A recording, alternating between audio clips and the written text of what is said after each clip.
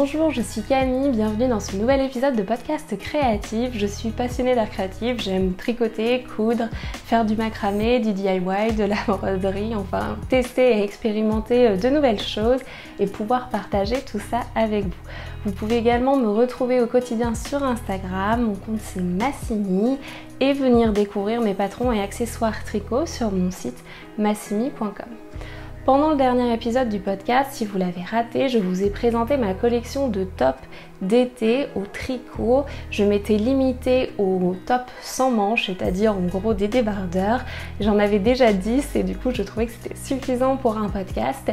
Et je profite de cet épisode pour pouvoir compléter un petit peu ma collection de tops avec ceux qui ont des manches, c'est-à-dire l'équivalent des t-shirts en quelque sorte, ce que vous avez retrouvé dans la catégorie tee en anglais. J'ai un peu moins de projets à vous présenter cette fois-ci puisque j'ai seulement 4 projets. Par contre, en préparant le podcast, je me suis dit que c'était assez intéressant puisqu'ils ont tous des constructions différentes et des styles différents. Donc j'espère que cet épisode vous plaira également. N'hésitez pas à me dire en commentaire le modèle que vous avez préféré. J'attends avec impatience de lire vos petits messages. Du coup, on va commencer avec un modèle, je dirais, classique. Je pense que vous l'avez déjà vu et revu, celui-là. C'est le Sunday Tee de Petite Knit.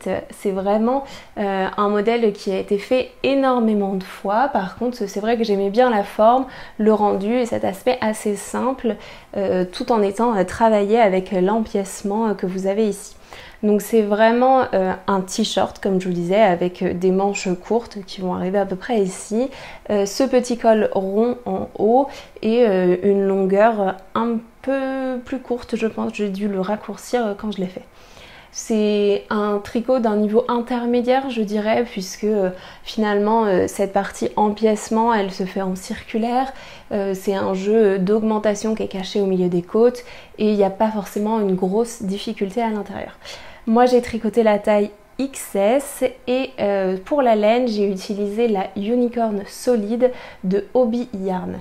C'est une laine qu'on m'avait offerte et que je n'ai pas été ravie de tester, je vous expliquerai pourquoi ensuite. Donc c'est une laine qui est fingering par contre, je vous la montre. Donc c'est cette laine-ci. Donc c'est une laine fingering qui est en écheveau, qui se présente sous forme d'un écheveau de 100 grammes pour 400 mètres, à l'intérieur duquel il y a 75% de laine et 25% de polyamide. Donc à mon avis, ça doit être une bonne laine à chaussettes. C'est une couleur naturelle qui est un peu écrue, un petit peu jaune, mais ça va. C'est une petite pointe de jaune quand même quand je le regarde par rapport aux autres.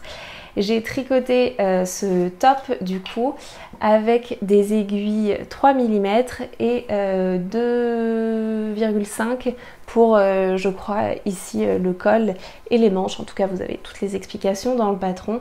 Donc c'est vrai qu'il est peut-être pas particulièrement rapide à faire puisque c'est des petites aiguilles. Mais bon, comme à peu près tous les tops d'été, c'est vrai qu'on aime bien avoir des matières assez fines pour que ce soit assez léger à porter. Et je dirais que c'est une laine qui est classique, rien d'exceptionnel, mais qui correspondait parfaitement à l'échantillon du t-shirt que je voulais faire en blanc, donc c'est pour ça que ça m'allait bien.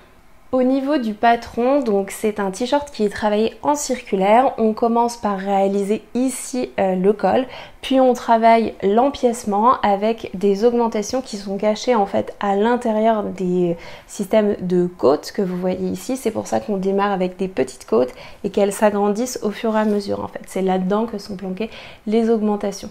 Donc je trouve ça assez élégant, le style que ça donne, c'est vraiment un joli travail.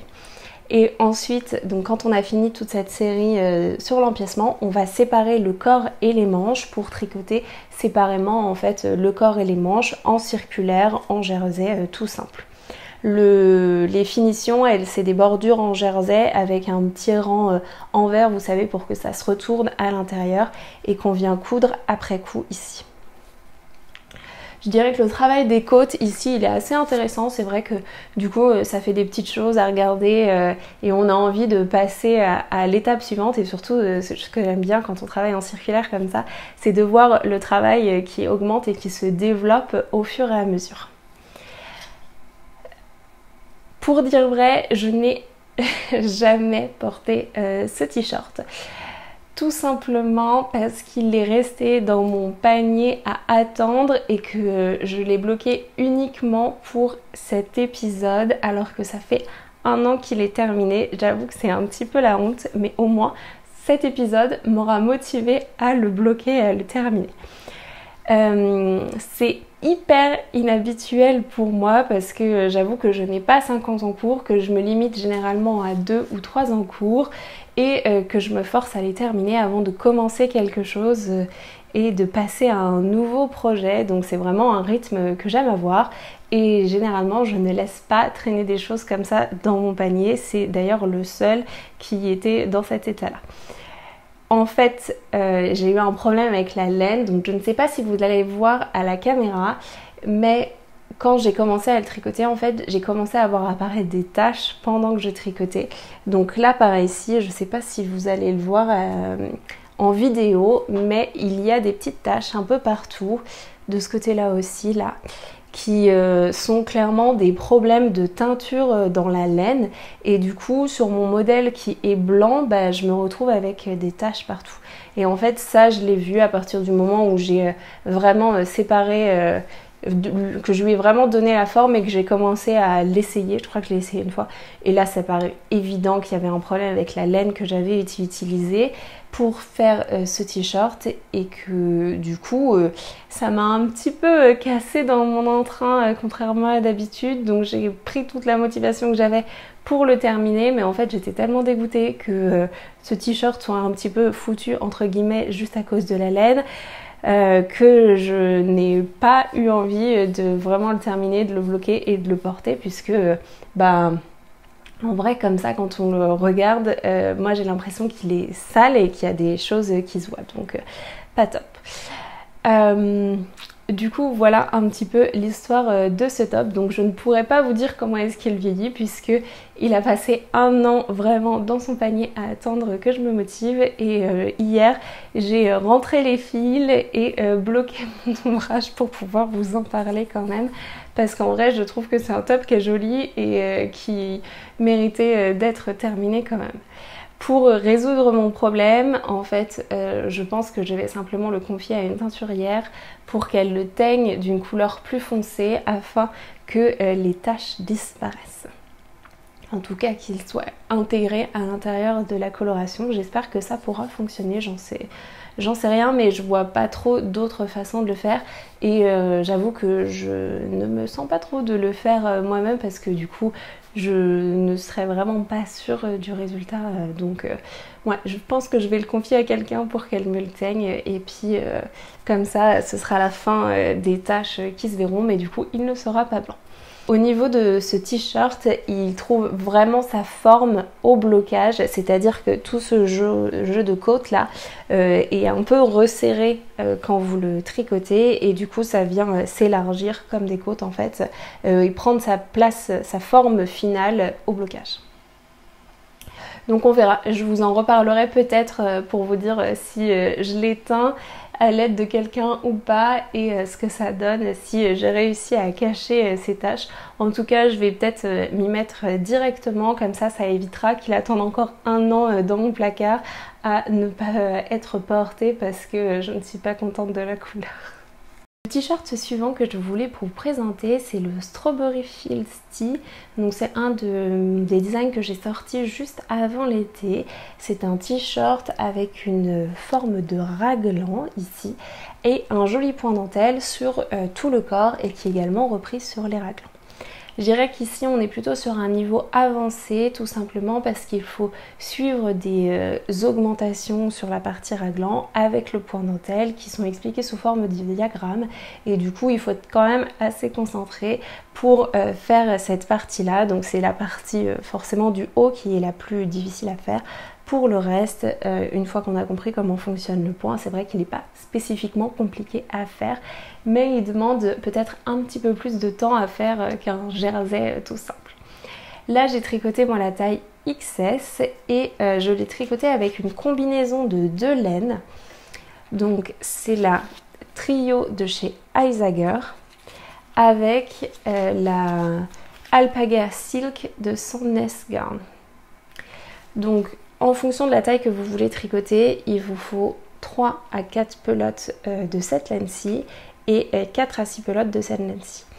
Sur la trio de Isager, en fait on est sur une laine qui fait 50 grammes égale 350 mètres. C'est 30% coton, 20% bambou et 50% lin. Et sur celle-ci, du coup, c'est un fingering, sachant que c'est des pelotes de 50 grammes, donc on en a 100 mètres, 200 mètres pour chaque pelote, et 70% baby alpaga et 30% soie. Donc les deux tricotés ensemble, en fait, c'est un équivalent sport, mais j'avoue que moi j'aime beaucoup la couleur que ça crée, en fait, les deux, avec cette petit aspect assez chiné, et du coup je trouvais ça très sympa. Par contre, si vous avez envie et que vous préférez tricoter avec un seul fil, c'est totalement possible de remplacer ça par un seul fil. Donc je vous disais, c'est un équivalent sport qui se tricote par contre avec des aiguilles 3 mm quand même. Au niveau du patron, donc c'est un t-shirt qui est tricoté en circulaire de haut en bas avec cette forme de raglan ici, où j'ai voulu mettre en avant le raglan en mettant ce joli point dentelle vraiment en avant sur le raglan. Une fois qu'on a fini cette partie-là, on va séparer les manches et le corps pour les tricoter en circulaire séparément, toujours en continuant la partie point dentelle.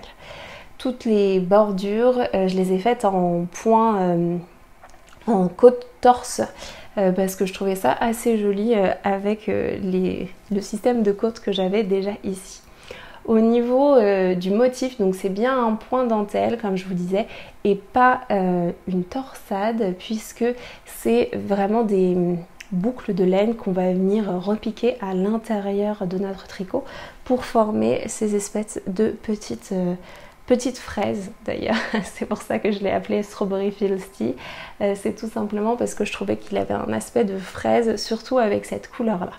Je vous le montre peut-être d'un peu plus près, même si je vous intégrerai comme d'habitude une petite vidéo pour vous montrer tout ça bien sûr porté. Je dirais que j'aime beaucoup la couleur de ce t-shirt et ce mélange de laine. Je trouve que la couleur est vraiment belle et l'aspect chiné que ça forme, c'est un petit peu unique. Par contre, c'est vrai que c'est plutôt un t-shirt de mi-saison, notamment parce que j'ai utilisé à l'intérieur cette alpaga silk qui contient de l'alpaga, et même si l'alpaga c'est respirant, etc., c'est quand même plus chaud que du lin ou du coton. Donc ce que j'ai fait, c'est que sur mon blog, je vous ai référencé dans un article des laines équivalentes. Donc vous pouvez aller voir si vous avez envie de tricoter ce t-shirt avec un seul fil. C'est totalement possible. Je vous ai référencé plusieurs possibilités et également des possibilités pour des fils davantage été, 100% lin, coton ou soie, ou des mélanges, des choses comme ça. Donc n'hésitez pas à aller voir sur mon blog pour ça, je vous mettrai le lien dans la description. C'est un patron aussi qu'on peut facilement hacker, je dirais, et transformer. J'ai une testeuse qui par exemple l'a fait avec des manches 3/4 plutôt que des manches courtes comme ici. C'est aussi très sympa, il suffit de continuer en gros le rythme de la dentelle en faisant les diminutions qu'on a commencé à faire ici pour la manche. Ça fonctionne très bien et on peut également s'amuser en fait avec ce point dentelle ici, qu'on peut travailler soit avec une couleur différente de laine, par exemple utiliser une couleur pour faire tout ça et faire les boucles ici d'une couleur différente, ou seulement avec une des deux laines que l'on tricote. Dans le même article du blog, je vous ai pris des photos aussi pour vous montrer un peu à quoi ça pourrait ressembler. Ça peut être très sympa et c'est vrai que du coup avec un seul patron on peut faire des choses totalement différentes. Ce que j'adore dans ce t-shirt, ça va être ici le détail du raglan. C'était vraiment ça que j'avais envie de tester pour ce modèle et je suis ravie du résultat. Je trouve que ça fait très joli, cette espèce de petite torsade là qui est vraiment bien mise en avant sur le raglan. Alors, autre modèle de t-shirt qui est complètement différent, c'est mon Blooming Dream Tee. Donc ça, c'est un patron que j'ai sorti l'année dernière. C'est un format t-shirt, mais en fait qui a une grande goutte dans le dos et qui est fermé en haut par ce petit ruban qui est à nouer ici. Donc ça, c'est un niveau, je dirais plutôt intermédiaire, car il faut être attentif en fait sur toute la partie ici que vous avez entre là et là, puisque il faut venir former la goutte dans le dos et du coup vous avez pas mal d'augmentation et de diminution à gérer par ici dans le dos en même temps que la formation du t-shirt en soi. Là, j'ai fait une taille 36. Et ce que j'ai utilisé comme laine, c'est la Mérinos Sport de Yarneline. Hop, donc je vous montre, c'est celle-ci. Il me reste un écheveau, donc je peux vous montrer. Donc c'est une Sport qui fait 100 grammes égale 300 mètres et qui est 100% Mérinos Superwash. Donc en fonction de la taille que vous tricotez, vous avez besoin entre 3 et 5 écheveaux. Donc ici, moi, ma couleur, c'est la couleur indécise. Ce t-shirt, il est tricoté avec des aiguilles 3,5 avec cette laine-ci. Au niveau de la construction, donc c'est une construction une fois de plus qui est complètement différente des deux autres. Donc c'est un t-shirt qui est tricoté en circulaire de haut en bas, mais en fait avec cette partie goutte dans le dos, on va commencer par faire des allers-retours pour former toute la goutte en fait, donc jusque là. Une fois qu'on a fait ces allers-retours, on va également venir séparer le corps et les manches ici et venir tricoter en circulaire, donc ici les manches et ensuite le corps. Pour former la forme du t-shirt, en fait les augmentations, c'est comme des fausses manches montées. Elles sont cachées ici le long de la petite dentelle qui va courir sur les épaules, puis ensuite le long du top, comme ça, pour former les manches. Donc c'est vrai que par rapport aux deux autres, c'est encore une construction complètement différente. Donc c'est drôle de regarder ces t-shirts après coup et de me rendre compte que j'ai choisi de faire 3 constructions complètement différentes à travers ces 3 t-shirts. C'est un modèle que je me suis beaucoup amusée à faire, notamment grâce à cette goutte dans le dos ici qui m'a demandé quand même pas mal de travail puisque j'ai dû refaire, défaire et refaire un certain nombre de fois avant d'obtenir exactement le résultat que je cherchais. Par contre, c'est vrai que c'est très délicat et c'est très romantique et je trouve ça super mignon avec ce petit nœud qu'il y a ici. C'est un t-shirt sur lequel il faut adapter un petit peu sa lingerie parce qu'il est quand même assez, la goutte est quand même assez profonde ici et du coup il faut trouver un soutien-gorge avec une attache plutôt basse pour pas que ça se voit. Par contre c'est vrai que c'est son petit inconvénient, mais on peut pas tout avoir, on peut pas avoir un dos nu et que ce soit facile complètement à adapter avec un soutien-gorge. L'autre détail que j'aime beaucoup sur ce t-shirt, c'est la petite dentelle que j'ai voulu incruster ici, donc qui va couler le long de vos épaules et qui va se retrouver également sur le côté du top, en dessous par ici.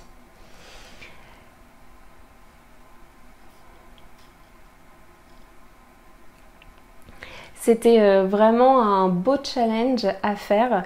Puisque c'est vrai que c'est une forme qui est complètement inhabituelle, enfin complètement inhabituelle, non, mais qui ne se voit pas beaucoup et qui du coup est complètement différente à tricoter. Attention par contre, si vous avez envie de le faire, c'est vrai que c'est un t-shirt qui prend sa forme finale seulement au blocage. Là, si vous avez un doute sur l'utilité du blocage, c'est vraiment dingue le résultat avant-après. Vu qu'il y a beaucoup d'augmentation et de diminution à cause de cette goutte, c'est vrai qu'il a une forme qui n'est pas totalement esthétique avant d'être bloqué. Et en plus, ici, il faut bien penser à former l'arrondi sur le devant, sinon vous allez avoir des plis avant le blocage. Et c'est vrai que ces plis se lissent au moment du blocage. Donc très très important de bien bloquer son t-shirt vu la construction et vu tous les points techniques qu'il y a là-dessus. Le dernier modèle que j'avais envie de vous présenter, c'est celui-ci, c'est le Blanca Juletti. C'est un modèle de We Are Knitters que j'ai tricoté à mes débuts, donc c'est vraiment un des premiers t-shirts que j'ai tricoté, que j'avais acheté en kit à l'époque. Donc c'est un t-shirt avec un empiècement ici ajouré sur l'avant et des manches qui sont réalisées au point mousse, un peu comme des volants tout autour de la manche. Je dirais que c'est un niveau intermédiaire voire facile. Ici moi j'ai tricoté la taille S avec le coton de We Are Knitters qui est celui-ci. C'est The Coton de We Are Knitters. C'est une laine qui est très douce, pour ça elle est vraiment agréable et surtout il y a plein de couleurs très originales. Celle-ci n'existe plus, c'est la Spotted Pink je crois, mais elle n'est plus vendue par We Are Knitters. Par contre c'est vrai qu'il y a plein d'autres couleurs possibles et inimaginables. C'est ça qui est assez sympa avec cette laine. Elle est plus épaisse que les pelotes de coton que l'on peut trouver de façon commune, puisqu'elle fait 100 grammes égale 212 mètres et que c'est un top qui se tricote avec des aiguilles numéro 5. Donc ça va un petit peu plus vite que les autres que j'ai pu vous présenter. Et pour faire ce top, du coup, il faut utiliser 3 pelotes de coton comme ça. Au niveau du patron, comme je vous disais, c'est un des premiers modèles que j'ai tricoté, donc ça fait quand même assez longtemps. C'est un tricot qui se fait par pièce en aller-retour, donc vous tricotez l'avant, vous tricotez la pièce arrière, puis vous venez coudre sur le côté. C'est pas trop mal fait, je trouve d'ailleurs. Ici, vous voyez, vous avez la couture à l'intérieur. Et ensuite, vous venez relever les mailles sur la partie emmanchure pour pouvoir tricoter en circulaire, je pense. Ouais, en circulaire, ces petits points mousse là pour faire la manche. Et également le petit col ici qui se trouve tout autour de cette pièce-là. Donc c'est plus du tout le genre de construction que je ferai maintenant, puisque je pense que je l'aurais vraiment adapté en circulaire plutôt que de le faire séparément ici, en tout cas sur le corps, même s'il se tricoterait toujours de bas vers le haut, mais je l'aurais quand même un petit peu adapté la façon de le faire. Ici, j'ai voulu raccourcir la longueur du t-shirt en cours de tricot et en fait ce que j'ai fait c'est que je l'ai raccourci à partir du haut, donc normalement vous continuez à faire des rangs en plus ici et du coup la partie ajourée là elle est beaucoup plus décolletée et beaucoup plus ajourée et plus profondément. Je pense que je n'aurais pas dû le raccourcir comme ça puisqu'en fait cette partie ajourée là va prendre de plus en plus de place et le fait de l'avoir raccourci par le haut, j'ai tout simplement une encolure qui est beaucoup plus resserrée que si j'avais fait tous les rangs qui étaient normalement écrits dans le patron. Je dirais que c'est un des premiers patrons que j'ai dû adapter, d'où ma technique un peu douteuse pour retravailler la taille de ce patron et du coup un résultat qui certes a ici un décolleté moins profond, mais l'inconvénient d'avoir une encolure un petit peu trop proche de mon cou et du coup qui a un petit peu tendance à m'étrangler quand je le porte, donc pas forcément hyper agréable. Bon, je pense que c'était un de mes premiers essais d'adaptation d'un patron à ma morphologie. Je me suis beaucoup améliorée depuis, mais c'est vrai qu'il faut bien commencer par quelque part et ça c'était vraiment le début. Bon alors j'ai eu des expériences plus ou moins réussies à travers ces t-shirts et je dirais que mon préféré ça reste le Strawberry Fields Tee que je trouve très beau avec ce joli point dentelle et ce raglan.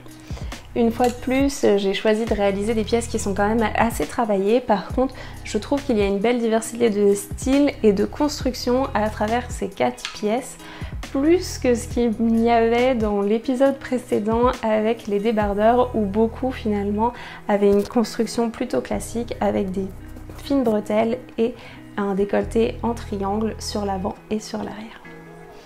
C'est des pièces qui sont, je dirais, un peu plus mi-saison, tout simplement parce que elles sont faites en mérinos, en alpaga. Après, du coup, c'est un peu plus facile de les porter dans le temps, en été, au printemps et à l'automne. Par contre, c'est vrai que vous pouvez très bien les adapter avec des laines 100% lin ou 100% coton en trouvant des équivalences. En tout cas, j'espère que cet épisode vous a plu, qu'il boucle un petit peu la partie tricot été et tous les modèles que j'ai pu tricoter. N'hésitez pas à vous abonner à ma chaîne YouTube pour être informé de la sortie des prochaines vidéos et à me dire en commentaire celui que vous avez préféré comme modèle.